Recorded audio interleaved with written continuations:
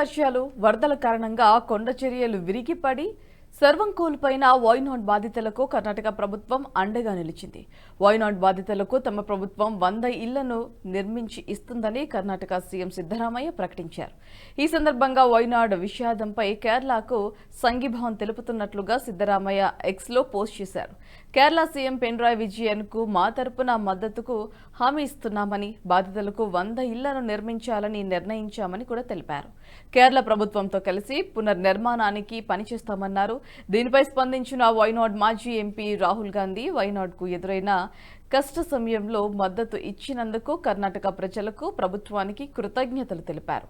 రాహుల్ గాంధీతో పాటు ప్రియాంక గాంధీ వైనాడ్లోని చురన్మల్ కొండ చర్యలు విరిగిపడిన ప్రాంతాన్ని సందర్శించారు.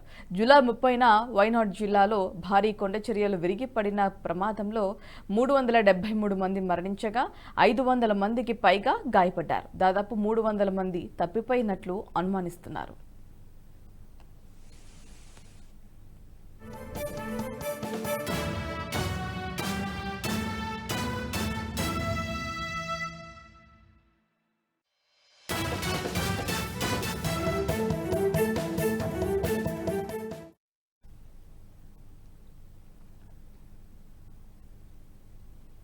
ఈ వీడియో మీకు నచ్చినట్టయితే లైక్ చేయండి, 10 మందికి షేర్ చేయండి. అలాగే కామెంట్ల రూపంలో మీ అభిప్రాయాలను మాతో పంచుకోండి. Nationalist hub group of channels ను సబ్స్క్రైబ్ చేసుకుని తెలుగునాట జాతీయవాద జర్నలిజాన్ని ప్రోత్సహించండి. ఈ వీడియో కింద ఉన్న బెల్ ఐకాన్ పై క్లిక్ చేయడం మర్చిపోవద్దు.